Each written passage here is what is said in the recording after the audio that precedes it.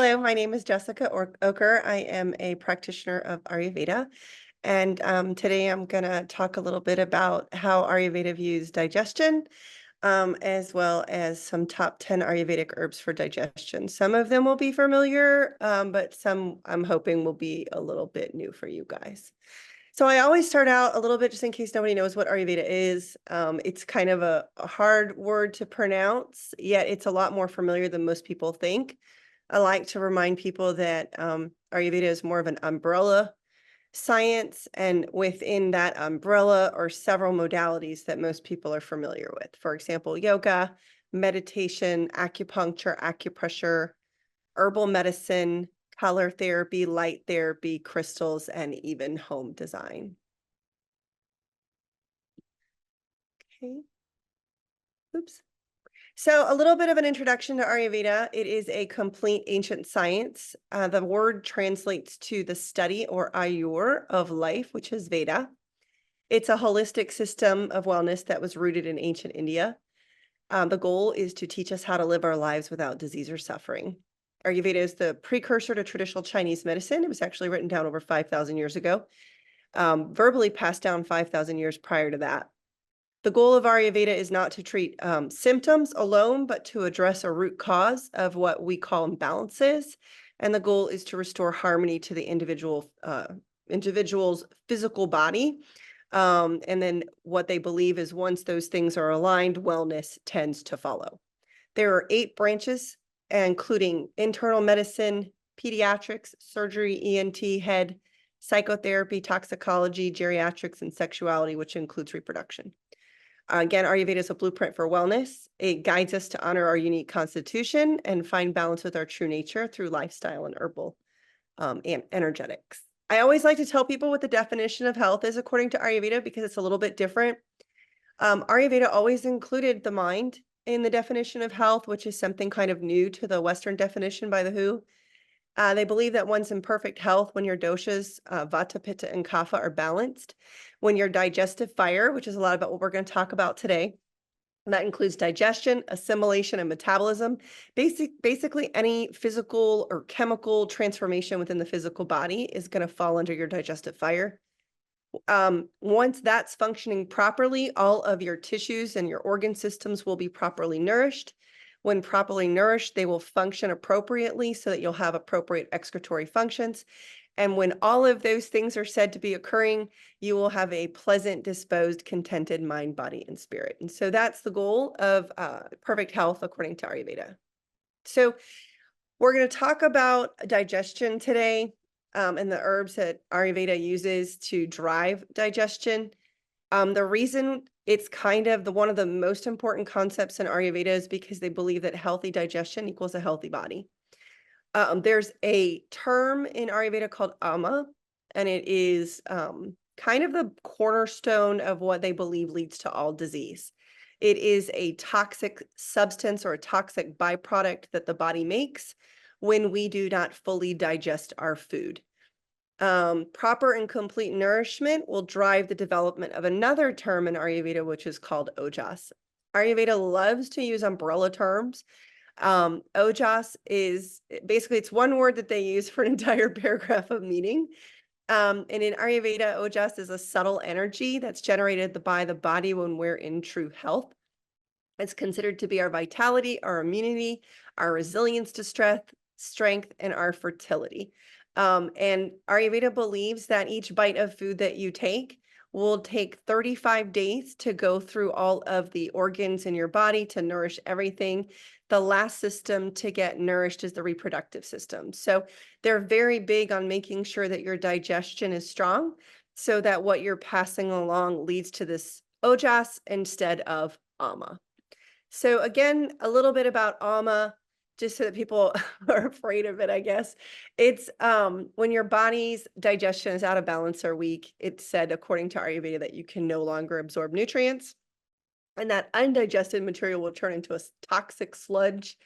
It clogs our organs, the channels of our body. It's putrid, it's toxic, it's in the gastrointestinal tract, clogs your arteries, seeps under the skin, but also can affect your mind, right? So I always encourage people, if in the morning you look in the mirror and you see your tongue, if it's got a coating, then you know you have AMA.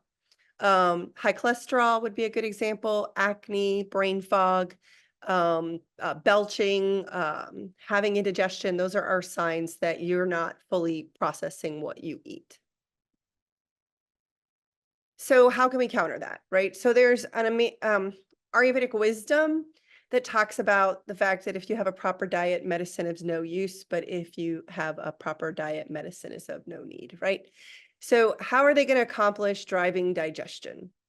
One of the things that herbs can do is they can increase your digestive enzymes on the front end, as well as your digestive fire. That's going to be bile, it's going to be hydrochloric acid, and we're going to talk about what herbs kindle that and within what organs in the body. The herbs can help balance your energies. They help with digestion by relieving gas and bloating, and we're going to talk about what that gas and bloating means. But in addition, herbs also have a nutritional content, so there are other corresponding benefits to incorporating these herbs. So how can herbs actually increase digestive enzymes?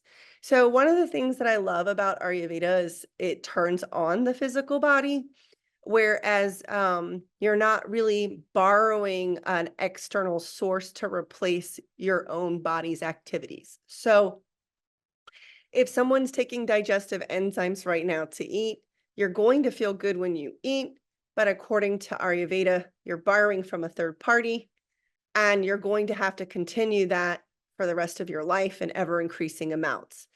The borrowed digestive enzymes don't actually push the physical body to generate those enzymes, whereas herbs do. So herbs stimulate the secretion of digestive enzymes like amylase, lipase, and protease.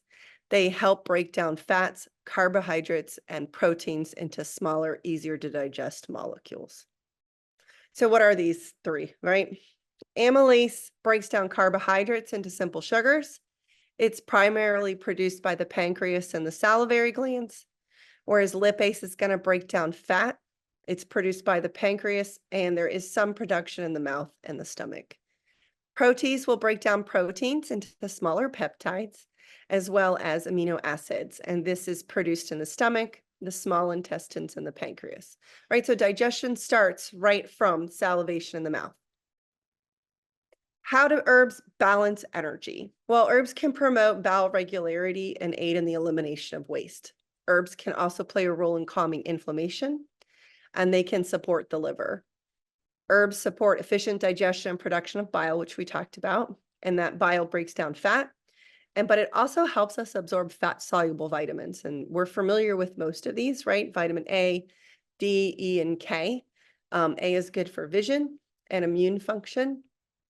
D, obviously for bone health, calcium absorption, as well as immune function. Vitamin E acts as an antioxidant, protecting cells from damage. And vitamin K is necessary for blood clotting and bone development. So one of the key signs I talked about, if you feel like your digestion might be impaired, if you have any gas, if you feel bloated after you eat, if you feel tired after you eat, those are key signs that your digestion is impaired. In Ayurveda, they want you to eat and feel energized, feel energetic, feel amazing, feel nourished, not have any gas, not have any bloating, to be able to produce a bowel movement with ease, with no inflammation. Herbs contain properties that can break down gas. We call them gas busters, or we call them carminatives. And we're going to talk a little bit more about those. They have an anti-inflammatory property. They can help calm irritated tissues. Specifically, carminatives relax muscles of the gastrointestinal tract, thereby reducing gas formation and facilitating movement. Carminatives also help with that peristaltic movement that we need to have the intestines to move things along. They're also said to inhibit the fermentation process in the intestines, which is what leads to the gas production. Again, sitting too long, not being digested, generating ama, and now you have this gas production. Sometimes carminatives can also maintain a healthy balance of gut flora, which can help prevent the overgrowth of gas-producing bacteria. So we'll talk a little bit about how these herbs work, but some of them are antifungal, some of them feed positive gut bacteria, which helps overcome the negative gut bacteria. So I didn't know what carminatives were. This was kind of a new concept to me, or a new vocabulary word, I should say. So I like to include kind of a list of examples that are pretty neutral for most people. Cumin, coriander, fennel, ginger, peppermint, anise, caraway, cardamom, clove, dill, basil, marjoram, thyme, and oregano. These are all carminatives or gas busters. So herbs are really here to help us, right? Not very many people are used to adding all of these types of herbs to their food, into their daily diet. But one of the things that's really interesting about herbs is their nutritional benefit. And this is not necessarily an herb, but it is prescribed, for lack of a better word, or recommended, I should say, as an herb, even though it's more of a dried fruit. And most people have never heard of it, but it's called amla. And I always like to share amla with people because it has 9 to 14 times more vitamin C than an orange on a per gram basis. So that helps with detoxing. It helps support the liver, helps with that peristaltic movement. Herbs have antioxidant qualities to help protect cells from free radical damage. They're known for heart health, assisting with regulation of blood sugar as well as blood pressure. Many of these herbs are high in calcium, magnesium, and vitamin K for bone health. And we talked about how they can assist with detoxification of the liver, as well as, again, helping assist in the elimination of toxins by keeping those bowels moving and keeping the liver supported. So before I get started talking about these 10 herbs today, I just wanted to see if anybody had any questions so far. Awesome. Okay, so the top 10 that we're going to talk about today, again, some of these are going to be super familiar for you guys, but I'm hoping that some of these are different. But also we look a lot at energetics in Ayurveda. So an herb may have a quality when it's being ingested, right? Starting at the front end of the digestion, stimulating salivary glands, but then stimulating enzymes, right? The bile, etc. But they also have a quality once they pass through the digestive tract, and we call that vipak in Ayurveda.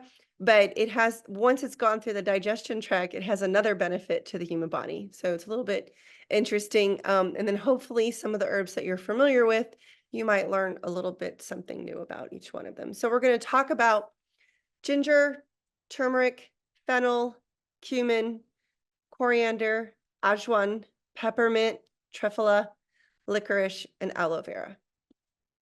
Oops. Okay.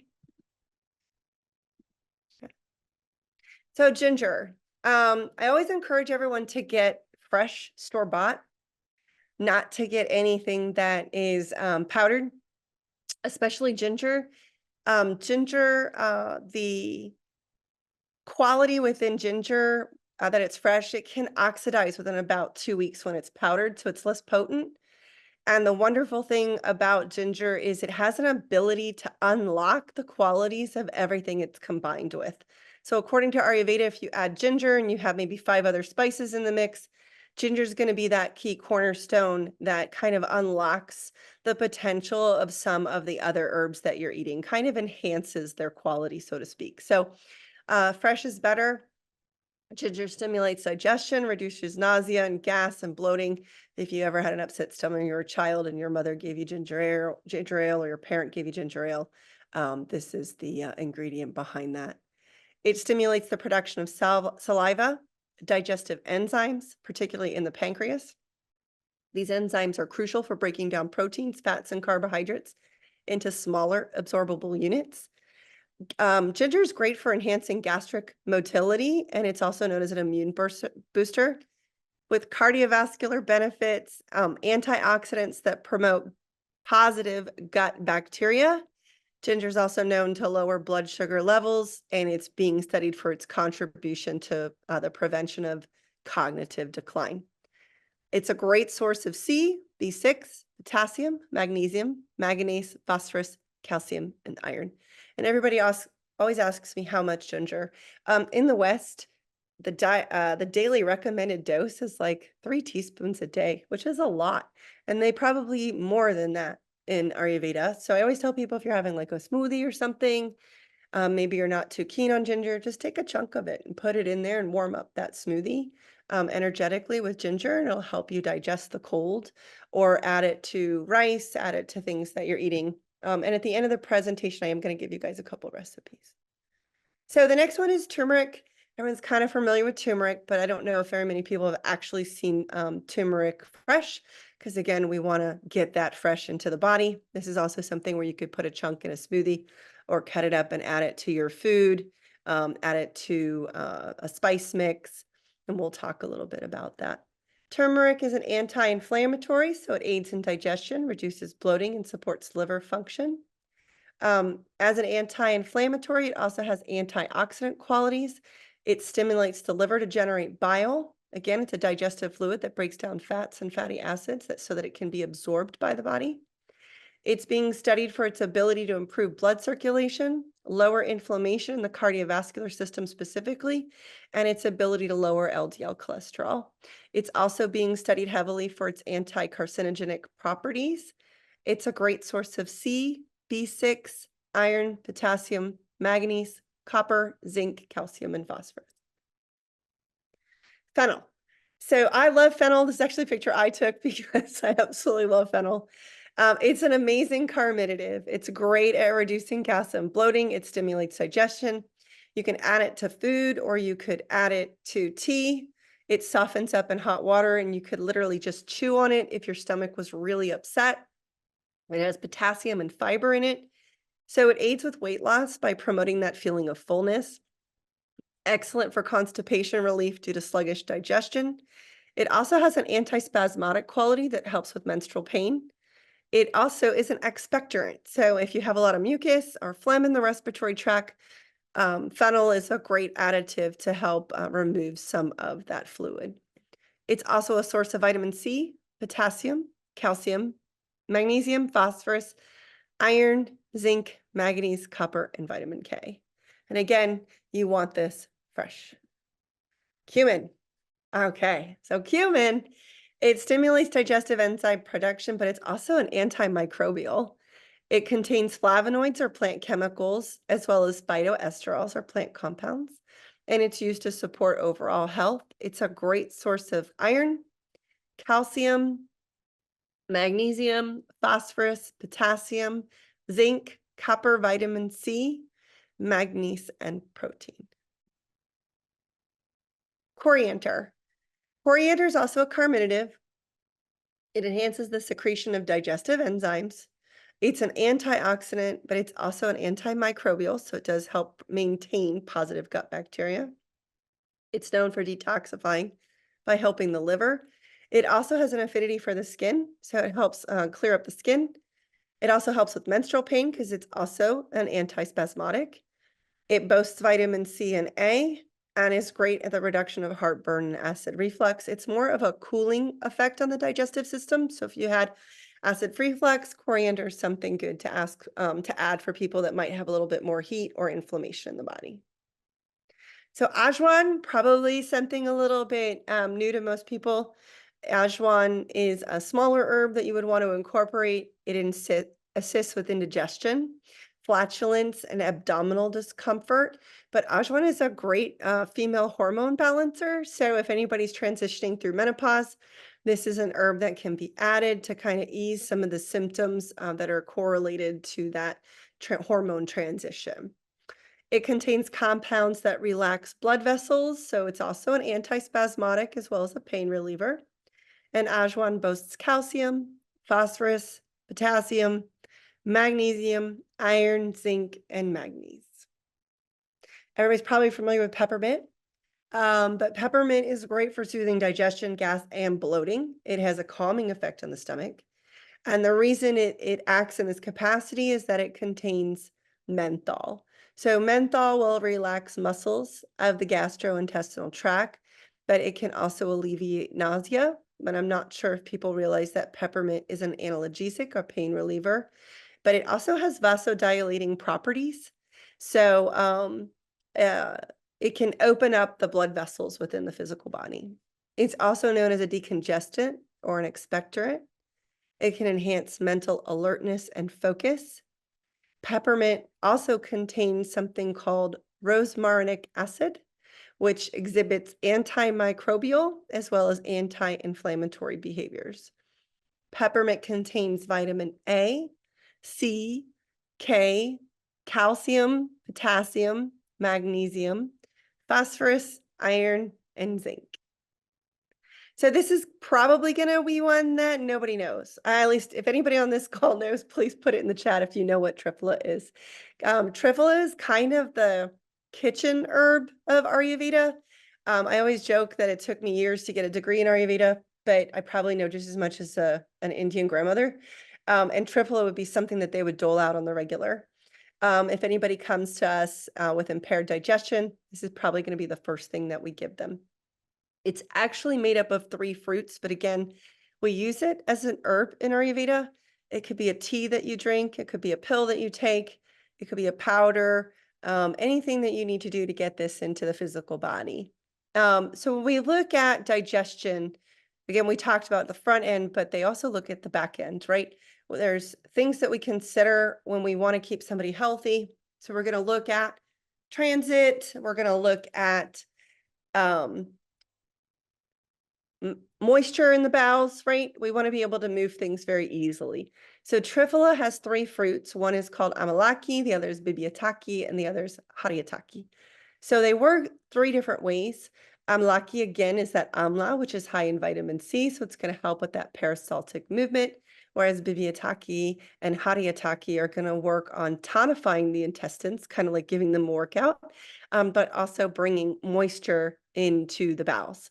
So as a result, triphala drives normalization of bowel movements, but it's also a great detoxifier. It's wonderful for cleaning the blood, the liver, and the digestive tract. It promotes immune support. It's an anti-inflammatory. It's wonderful for your skin, your health, and your weight management. It's also an antimicrobial. You can actually use triphala on your face. It's kind of an ingredient for an Ayurvedic facial that we can use. Because it just has a brightening quality on the skin. Triphala contains vitamin C, calcium, phosphorus, potassium, magnesium, iron, zinc, and manganese. Licorice. So you've probably heard of licorice. Licorice is excellent for soothing the digestive tract. It reduces inflammation, and it also promotes healthy digestion. And the reason it does that is it's a demulcent. So this might be another new word. It was for me. A demulcent is something that can soothe the irritated mucous membranes in the intestines. So it's something into the digestive tract. It's something that brings moisture into that body, but that area, but it also heals. Licorice also has phytoestrogens. So in Ayurveda, in order to balance female hormones or to ease symptoms of menopause, we incorporate the use of phytoestrogens. So licorice is one of those. It's also amazing for respiratory health. It's an expectorant. So if you have any excess fluid in the lungs, licorice tea or licorice can be used to help break that up. Licorice is also an antimicrobial as well as an antifungal. And it also has hepatoprotective qualities, which means that it's good at shielding the liver. Licorice boasts B6, potassium, magnesium, calcium, phosphorus, iron, and zinc. So aloe vera, we all know it as a plant, but it's actually an herb, which I find fascinating. The wonderful thing about aloe vera is that it can reduce inflammation. Ayurveda can soothe the digestive tract. It can promote healthy bowels. If anyone's ever had a burn or a wound, aloe vera is used for external wound healing, but it's also for internal wound healing. So, for example, I know COVID's going around and a lot of people will get acid reflux from COVID. You can drink aloe juice and it's great at putting out that digestive fire and not making you feel so hot. Because it has that same effect on the internal body. It's a demulcent as well, so it does soothe irritated mucous membranes. The only thing I tell people is you want to use the inner fillet or the meat only, and you don't want to really use the skin. And the reason why you don't want to use the skin is it's a very powerful, um, so what I'm looking for, it's going to produce a bowel movement pretty quickly. So we don't want to do that necessarily. So we always focus on just the inner fillet. I know Publix sells, I think it's called Lily of the Valley or something like that, or you could get your own plant. And people ask me sometimes, well, how do you eat it? You can take that inner fillet, maybe a couple chunks in the morning, and put it in Greek yogurt or something like that without any sugar, without any other fruit, and just consume the aloe. You can put it in tea, or you could just take that shot of that inner fillet aloe juice and cool that acid reflux. It's great for your skin. It's known for hydrating qualities and wound healing again. But aloe vera also has a prebiotic effect, so it promotes the development of that positive gut bacteria, right? So aloe vera also contains vitamin C, E, A, B12, folic acid, calcium, magnesium, sodium, potassium, and zinc. Okay. I always talk fast. Any questions? Awesome. So what I'm going to do is I'm going to give you guys a couple of recipes. So, because things might be a little bit new, like how do I get these herbs into my diet? We talked about why getting them fresh is so important, but how can you cook them and how do you incorporate them into a meal, right? So, one of the things I want to touch briefly on, while it's not an herb, it's ghee. And so everyone knows I'm a huge fan of ghee. Ghee is basically clarified butter. You can make it yourself. You could buy it in the store. But if you're using any other type of cooking medium, whether it be oil or butter, Ayurveda always recommends to switch to ghee or maybe sesame oil for cooking. And the reason is that ghee has a much lower heat point, so it doesn't turn carcinogenic when it's cooked. You can keep it on the counter, whereas studies have shown, for example, olive oil will turn rancid when exposed to the light. It also turns carcinogenic when we cook with it. Ghee has butyric acid, so it feeds positive gut bacteria. It's been shown in studies to downregulate carcinogenic activity in the liver. It's great for balancing hormones. It helps with weight.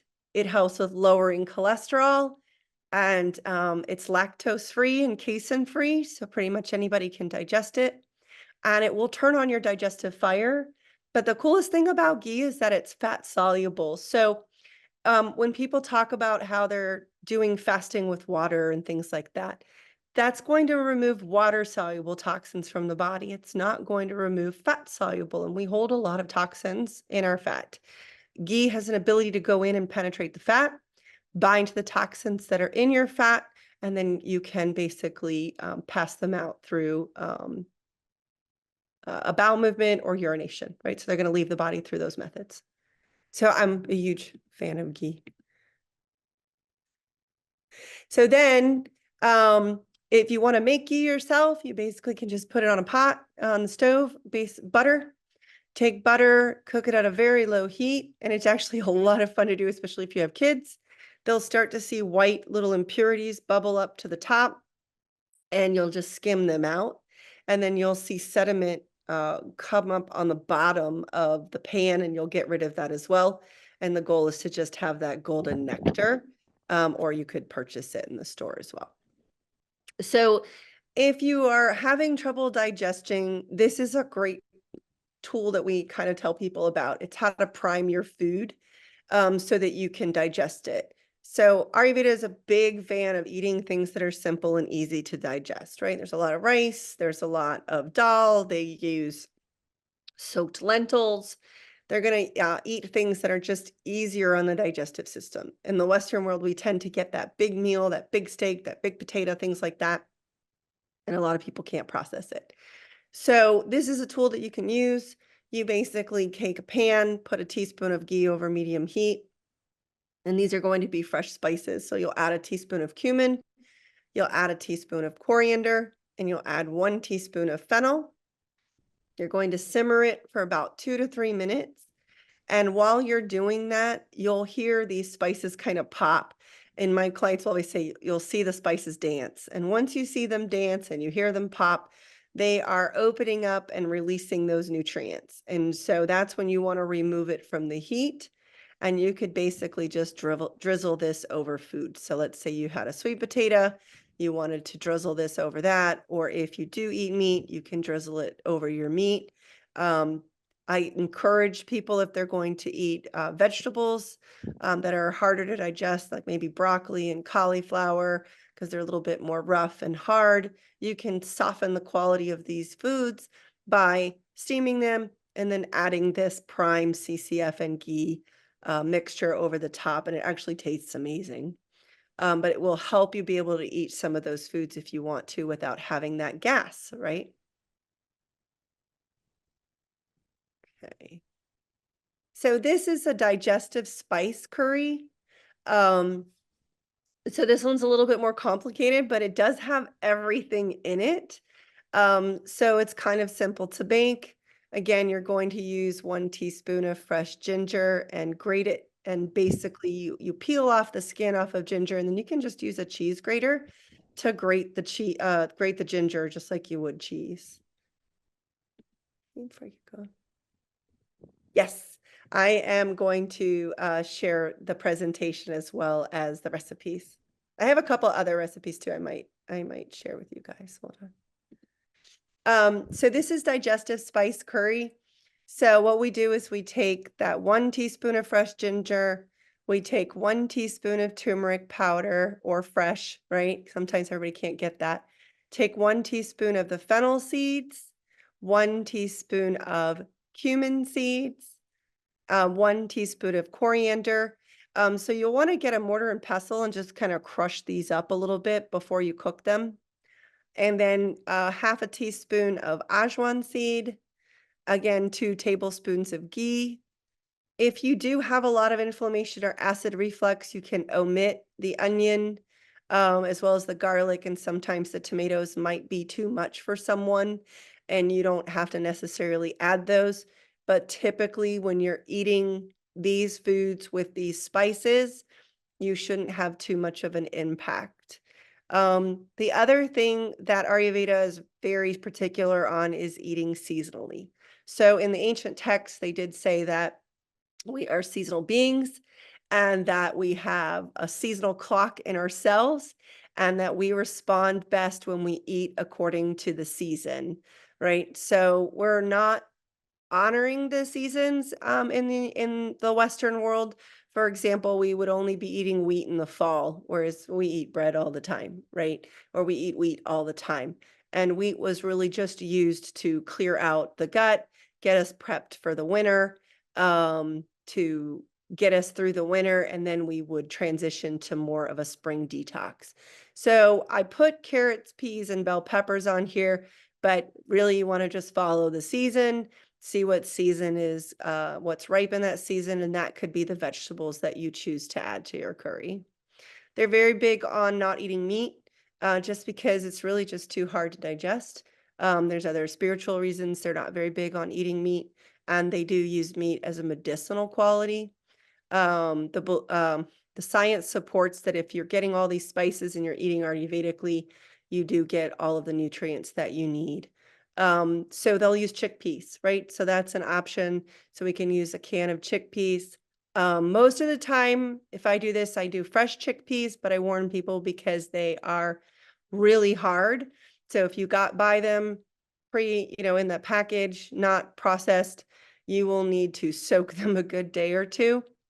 And when you soak them, you're going to see a lot of the proteins float up on the top. So you'll just need to rinse them at least 7 times so that they are easier to digest. And then once you cook them, you can roast them a little bit and then add them to this curry.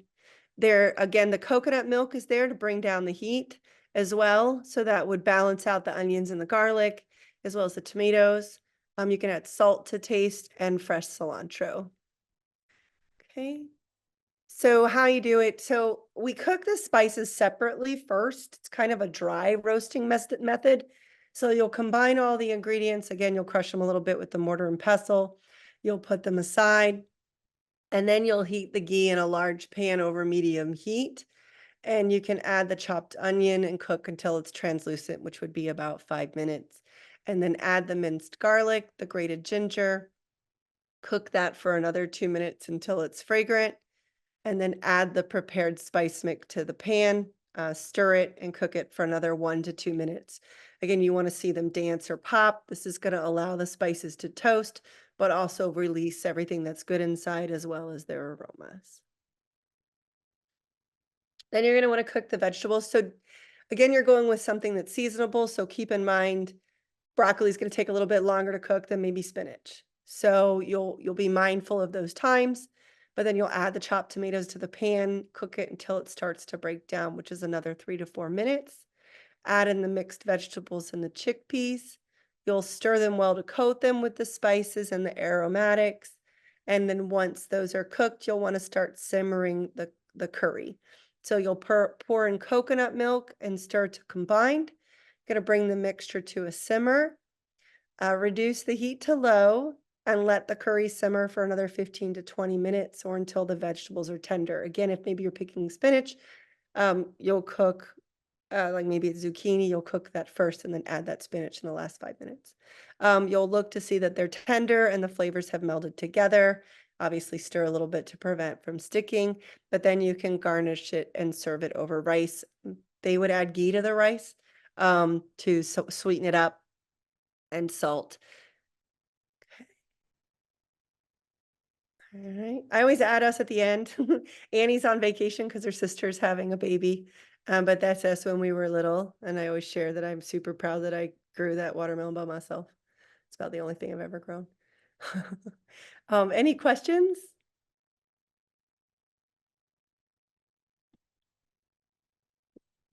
Thanks, Christine.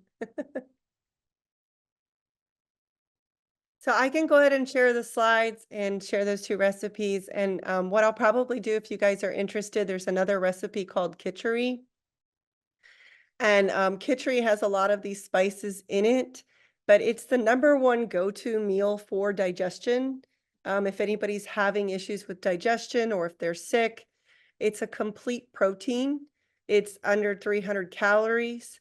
It has all of these herbs in there, so it has the antimicrobial, the antifungal, but it is the simplest meal to digest because it's basically soaked lentils and rice and all of these spices and ghee. So if somebody is um, chronically ill, they're going to eat khichdi. If someone's in the hospital, they're going to eat khichdi. And it's very high in fiber, so it's great at cleaning out the gut. It keeps the bowels moving. It's the go-to meal if someone can't eat without vomiting. They can typically eat khichdi. But in real Ayurveda, it's probably something they eat once a week on a regular basis because it just has such a good way of giving your digestive system a break. And it actually tastes really good. I would have to be surprised each time when I make it. My kids actually come running into the kitchen because they are super excited that I'm making khichdi. We want to make it kind of soupy, so we add a lot of veggie broth to it. And similar to the dal that I just mentioned, you would add in any type of seasonal vegetable that you would like. Again, maybe chopped fine broccoli, maybe spinach, maybe zucchini. We don't usually put more than 2 vegetables in there, or maybe just carrots. Something simple to get that nutritional content, but you want to cook it down in the ghee so that it's easy to digest. And so I'll send that to you guys over as well through Bloom, along with a flyer that talks about why it's so great. And if anybody actually makes it, please let me know. And let me know if you guys like it as much as we do. All right. Any other questions?